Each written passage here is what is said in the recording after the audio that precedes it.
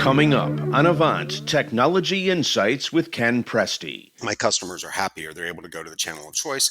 And, I'm the old way of thinking was we have to meet the customer where they are.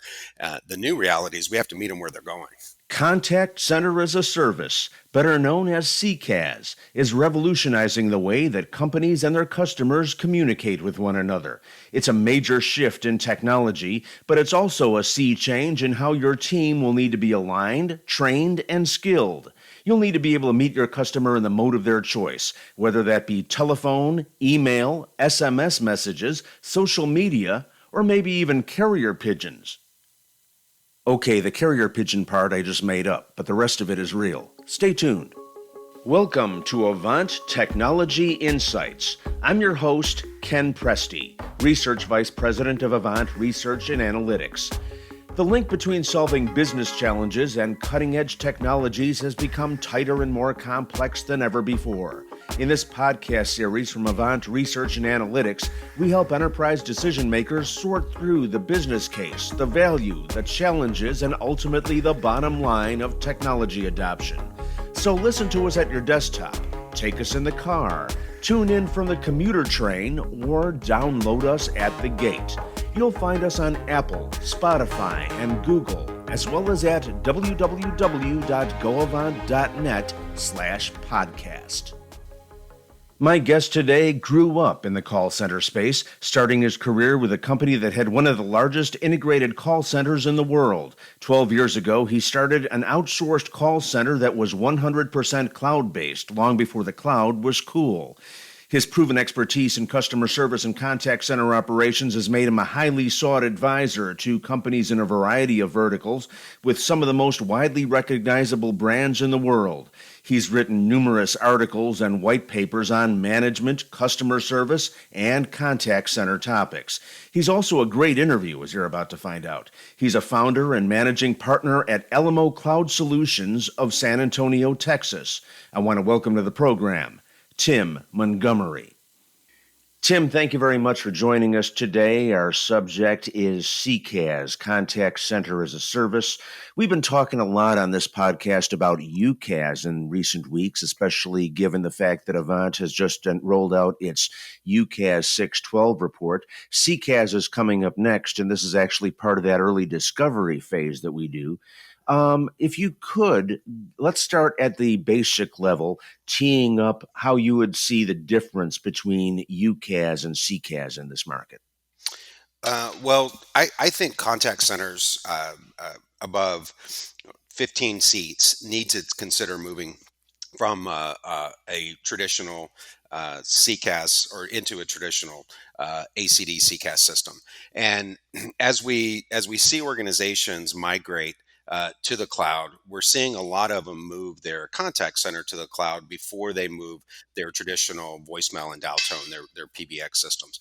So as organizations think about moving to the cloud, what they're seeing when they look at the cloud-based systems versus the on-prem systems on the CCaaS side is the way that they can move quicker into the omni-channel world. And that's where we see the industry going. If you look at the traditional on-prem systems, to move into omni-channel, you typically have to bolt on lots of different solutions from different providers, and it's kind of clunky. What we're seeing is companies, when they look at the CCaaS market, they're able to, it's almost turnkey. No more pick and lift where we go in and we have to do a full migration from day one where it's a multi-year project. What they can do is quickly put in a CCaaS system, and over a weekend on Monday morning, they can have true omni-channel capabilities, and the cost associated with moving to a cloud-based system turns out to be much cheaper than trying to bolt on to a traditional on-prem system. That makes sense with everything being unified in the CCaaS space. You mentioned omni-channel. That's one of the key terms in this technology. We also hear a lot about multi-channel. Can you set up the difference between those two, please? Yeah, we see a lot of folks talk about omni-channel, but what they're really talking, as you mentioned, Ken, they're really talking about multi-channel. And what they want to do is to be offer the different channels. But in a lot of organizations, it's kind of been piecemeal. And we typically see the marketing department handling the social. We see a back office department handling email. We see a different department handling chat. And that's really multi-channel. I'm letting my customers communicate with me in the different channels. But to move to omni-channel, what we have to do is build it around the customer. And there are two different views of this. One is I build omni-channel around the customer, so I can see the entire journey. They can start in an email, they can move to a chat, and then I see cradle to grave what they did.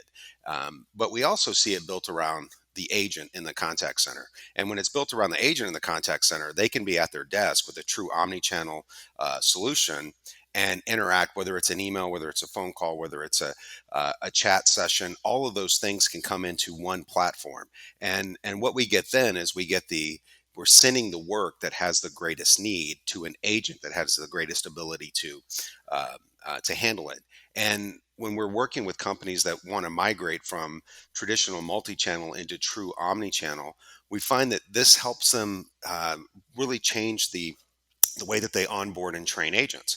Because in an omni-channel environment, if you have a robust tool, let's say something like chat, a chat with a customer will come in with suggested answers.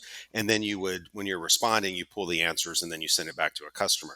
Well, you can get someone trained on that really, really quickly. And what they're learning is the way that they have to go get answers, provide answers to customers, not in a real time environment like the traditional call center environment, but they're learning as they move along, and allows companies to move from 4 to 6 to 8 week training programs to get somebody on the phone to 2 week training programs or 1 week training programs where they put them in the other channels. So there's omni-channel built around the customer, those conversations, but then I see a real advantage of omni-channel built around the customer service agent. So this all pertains to one of the other key terms in CCaaS, which is call routing, right? Yeah, absolutely. Okay. And what you get with a true omni-channel solution is you have the ability to prioritize all the different channels. So let's say I have a certain service level agreement for my phone calls. And that's where most of us can get our head around that. We want to answer our calls within a certain number of seconds or a certain percent within a certain number of seconds. We've got to get to it. It's a real-time world. But we typically just put response times, and we've all seen it. You send an email and you say, we'll get to you in 24 to 48 hours. But what often happens is the customer is not willing to wait. They get that response and say, okay, I'll give you 6 hours. And if I don't get you within 6 hours, I'm going to move to the phone channel. And oftentimes that's more expensive. But what's really expensive is I call in, I get my need handled, and then someone pulls up the email and they do the research on the email, and they may or may not know that they may not have visibility that the call was already handled. So then they reach out to the customer, and then there's additional costs associated with that. We're also seeing, especially during the pandemic, when companies were forced to offer chat and more email, we're seeing customers now go out to all three at the same time, or four. So they'll have a need and they'll say, I know the response times are going to be long. What I'm going to do is I'm going to send it. I'm going to go to social. I'm going to go to chat. I'm going to go to email, and I'm going to go to the phones. And without prioritizing the other media like we do phone calls, we're going to end up with a lot of rework and even customer frustration because they expect you to be able to respond to them quickly. And so in the omni-channel world, we set service levels against all work types, even back office work types, and we route them through the same engine as the calls. And maybe once I have an email that's gone over an hour, it may take a higher priority than the phone call. So I let the call queue, but I want to get that email responded to. And that's another advantage of the true omni-channel, but it gives the flexibility to not only prioritize the work, but then get the work to the agent that has the right skill set to support that work. So in the omni-channel world, what does that mean from a staffing perspective? Do you start out with people working on chat and then graduate to the phone? And then my thought process there is that when you're on the phone with the customer, you've got to, you're responding in real time, whereas when you're in chat, you've got a little bit more time to look something up or ask questions. Yeah, and so it's interesting. I think most organizations already have people trained for the phone. That's Mhm. that's the traditional approach. Come in, get trained for the phone, understand the systems on the phone side, and then eventually, when we start offering other channels, we move some of our better phone reps into chat, into email, into back office, or into social. That's Oh, so it's because the other way around then. You start out at the phone and then you move into you move into omni-channel that way then. that's because companies are migrating to it. So they Ah, already have the agents trained in the traditional right. way, and they're migrating over. What what we're seeing, at least what we're recommending to companies that we work with, is they do it just the opposite with new people. Bring them into something like chat. And the thing about chat that's a little different than phone and even email is I know something about what the customer really wants before they get to the agent. So in an email environment, I can read the email from the customer. Based on that, I know I go into my knowledge management system automatically. And then when I present the email, the piece of work to an agent, it comes with here's what they're asking for. Here's the solution that they need. Click on this link, and here's where you find it in our system, and then copy and paste it into an email. So the difference in all the new media types is we can read it, we can understand it, we can provide the agent the solution. Where in the traditional phone systems, without anything like AI, when it's delivered to an agent, we just know that they went through the system, they clicked on these three buttons or said what they wanted, and then I route it to an agent that I think can handle that call. But that's not always the case. Oftentimes they get the call, and the customer may have selected an option, but they really wanted something else. So then I have to transfer the call. So I believe that what we're going to see in the future is starting with omni-channel and then moving into phones for onboarding new agents. And what about load balancing? I got to think that all this began coming out of the call center telephony era, and then you've got all these other capabilities, email, chat, and all this that are all getting dovetailed into it. To what extent are customers actually picking up on all these other modes? And do you still see a lot more emphasis on the telephone side of the equation, or is that evening out more, especially as younger generations come onto the scene? Yeah, and I think it's there's a difference in attitude in a lot of big organizations. They say, "Oh, we tried chat 2 or 3 years ago and we didn't get much response," or "We tried social and no one really used it." So then they just kind of push it off, and they're doubling down on the contact center. The metrics are focused on the contact center, where I'm looking at just traditional calls. That's where a lot of my money and my spend is going into. I spend a ton of money in an organization. Organizations spend tons of money trying to fine tune their IVRs, and with the intent of not talking to customers. I want to automate the system. The reality is, when you ask the young folks when was the last time they called somebody, they say never. And they're on their phones, they're using SMS, they're using chat on their phones, they're adopting the new channels. And what companies have to do is realize that this is the customer of the future. And you mentioned load balancing. The neat thing about omnichannel and the advanced CCaaS systems is it actually makes you more efficient in a contact center. So the things like when I look at a chat, if I have a chat with suggested responses and bots in front of it that give me all the information, that ask questions where the customer can get self-service, or when it comes to an agent, I really know what the solution is. That interaction can be 2 to 3 minutes, where when I go to a traditional phone environment, that interaction can be 10 to 12 minutes. And the first contact resolution on chat is typically much higher than phones.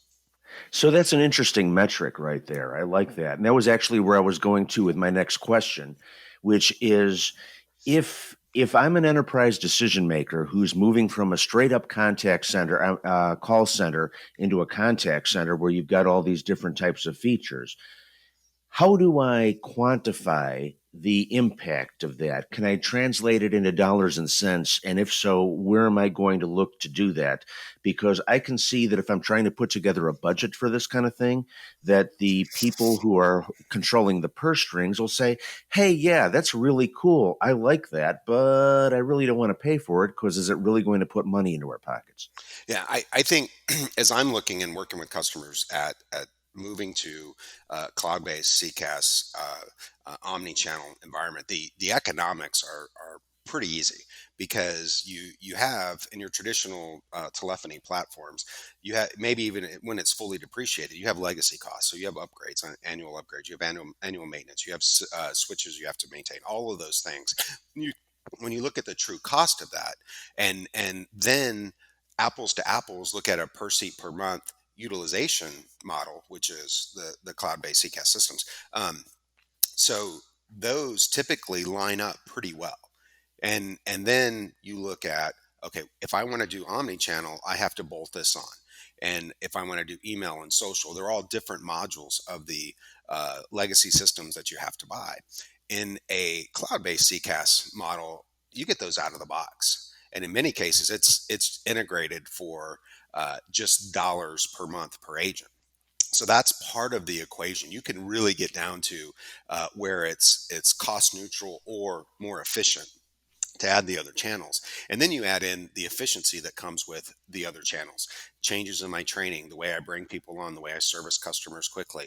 All of those things not only add real cost savings, hard dollars, but then soft dollars, because my customers are happier. They're able to go to the channel of choice. And I'm the old way of thinking was we have to meet the customer where they are.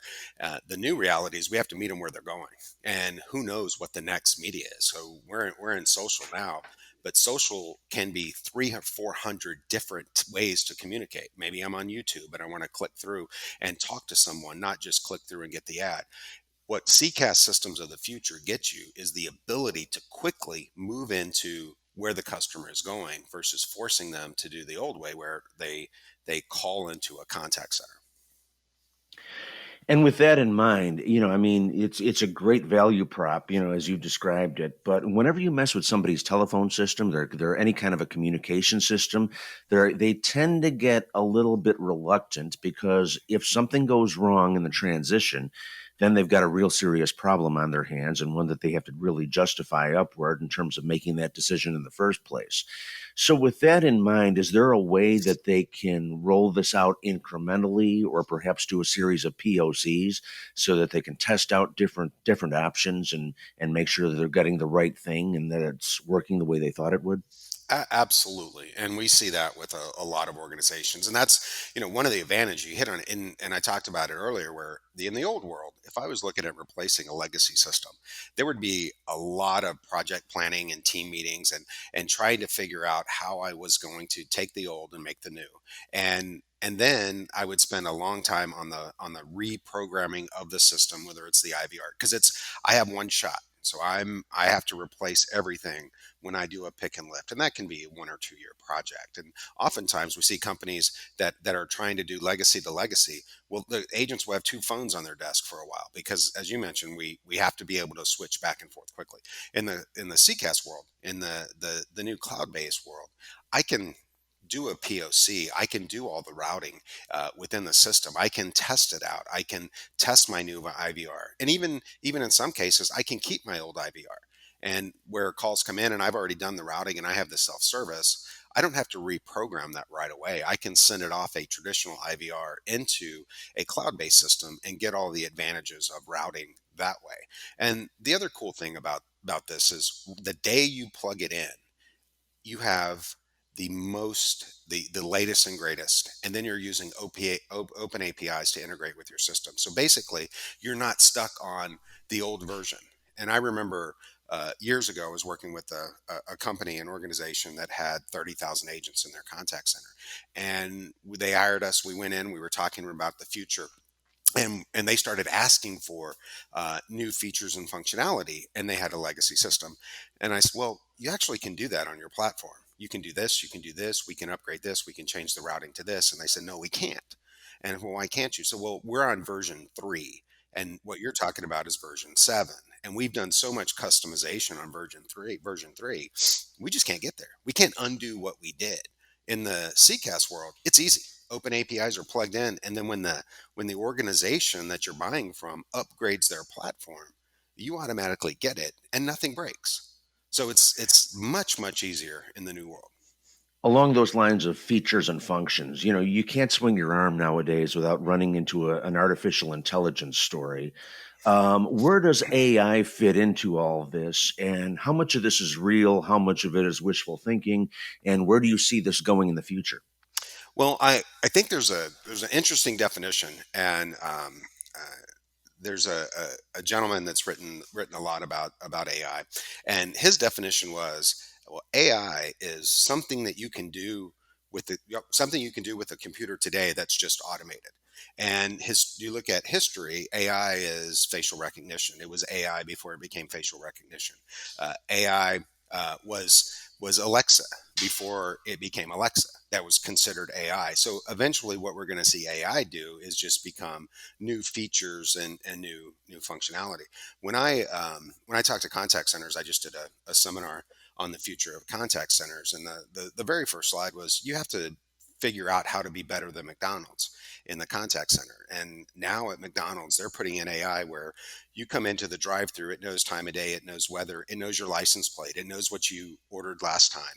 And instead of having somebody say, "Do you want fries with that?" when you pull up, the display is customized to you, and you pick and choose what you want. And they can even have your credit card on file from the last time you were there, and it's smooth. You just get out. There's much less human interaction. Well, we could do all those things in the past manually if we wanted to, but AI lets you do it real time, and you become more efficient.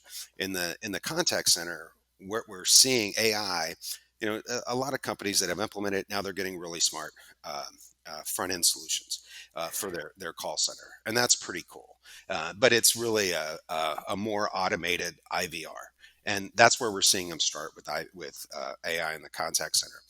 Where we're seeing a lot of AI in the contact center are things like chatbots, and looking at figuring out a way to customize the solution for a customer that's coming in through chatbots, and trying to solve it. And they learn as they go along. I know who you are. I know what you've ordered in the past. I know what you need. I know the last where you were on the web. I know something about you, and I'm gathering that information, and I'm continually learning. So we're seeing that AI in the contact center. From a processing standpoint, I think it's a lot of people are really talking about machine learning, Mhm. and that's where I'm taking AI and I'm dropping it onto the process around the customer, and I'm automating a bunch of things behind the scenes that used to be done by back office workers. I think that's going to be the biggest impact. It's not customizing the IVR; it's figuring out ways to automate responses, since the customer is moving to multi-channel or omni-channel solutions, or omni-channel ways of getting into the contact center. We can use AI to solve those problems for the customer a lot quicker than sending that problem to an agent. Tim, what would you say would be the main challenges associated with looking through all this and making the conversion? In other words, if a buddy of yours called you up and said, "Hey, I'm looking at moving into CCaaS or upgrading my CCaaS more likely," what would you caution him to look out for? I don't. I think the technology is really easy, and once you see under the hood, you get the operational people say, "Oh, wow, that's really cool," and I can help be part of the decision. It's no longer just an IT solution, and it's really easy. The actual technology part of it can be plug and play. I mean, you can be up and running in no time. When we had our outsourced call center, we were building IBRs in minutes, and that was one of the things that we'd have companies come in and saying, "Hey, we're doing an on-site. We're considering you. So what's one of your biggest challenges?" And I said, "Well, it takes 6 months to get an IVR upgrade." Okay, someone would leave the room, go over to our cloud-based programmers, program a new IVR decision tree, and we'd walk back into the meeting and play it for them. So the technology part is pretty simple. I think it's the organizational impact that causes most of the pushback. And like we talked about earlier, if I have a group doing back office, if I have a group doing email, if I have a group doing contact center, there's usually a hierarchy above those that don't necessarily report to everybody. So they're scared. If I consolidate all this, I actually need fewer leaders. So you're going to get pushed. Oh yeah, we don't really need to integrate. We still need to have these separate groups. You have marketing, and they're saying, no, I got to control social because we can't have people in the contact center putting information out there that people can see. And it's kind of a Mhm. weird thing. You'll let these agents talk to your customers all day long, tell them all this stuff, but yet we're going to try to control that piece of it. So I think I think the organizational side, and when I work with companies, I typically go in and with a different approach. If I'm bringing in a CCaaS provider to a company, I don't ask them to do a presentation on features and functionality. I consider that salt and pepper. You got to have that. And everybody knows you can do it. You can route calls, you can drop them on agents, you can do priority, all those things. What I do is I go to my customer and say, give me three challenges you have that you'd like to solve. And go back to the CCaaS providers that are going to do the demos and say, here are the three challenges. Show how you solve these challenges. And in many cases, you can actually program it and customize it for the demonstration. And we did that all the time when we were an implementation partner for Ring and In Contact, and we did a ton of implementations. And to build it, it was so simple. So in some cases, when we were doing demos, we'd actually build the solution, program it, and then show them in the demo, this is how your problems are being solved. And this is what we can roll out. So you start out from the standpoint of what are your problems? This is what we can do for you. And then, oh, by the way, you better get together with all these different teams within your company so you can work out the organizational issue about who does what and who's going to have what level of control where. Yeah, absolutely. And that's scary. Yeah. Because nobody wants to be the person left out. So you typically get a lot of pushback. Everybody says yes at first, and then they what if it to death. Who needs to be on that team? Well, I think the operational folks. I usually start with them. The IT folks will get along, will move much quicker today than they did, 5 years ago. 5 years ago, they would say no to the cloud. It's going to change their world. They're not going to be needed as much, and they were pushing back. And it was security. Well, the security's not there. Well, guess what? Everything is FedRAMP approved. The government's using Gmail now. Everybody's saying, yeah, we get it. Security is no longer the issue here. And we eventually bring in the IT group. But what we want to start with the operations folks and talk about how this solves problems, how this makes it easier to deal with customers, how this makes them more efficient. And then they go, yes, we want it. And then we bring in the IT group and they say, oh yeah, this makes our life much easier. And so the conversation becomes one where you have operations driving the conversation and IT saying, yeah, we can do it. As opposed to the old way where IT would tell you what you could do. And eventually you'd get to it, but it's not always solving the real problem within the contact center. It sounds like the cloud has all grown up. Oh yeah, absolutely. And we did it. When we started our outsourced call center, we said, we're going to do something unique. I'm going to build everything in the cloud. And we had outsourcers coming to us and saying, no one's ever going to do this. You're never going to get big companies to let you handle their customer interactions in the cloud. And when we sold the company, we had 7 Fortune 500 companies that were routing work on our cloud-based platform. And they were actually using us as a test bed for the cloud. Many of them ended up having us build their cloud routing omnichannel solutions for them. That's awesome.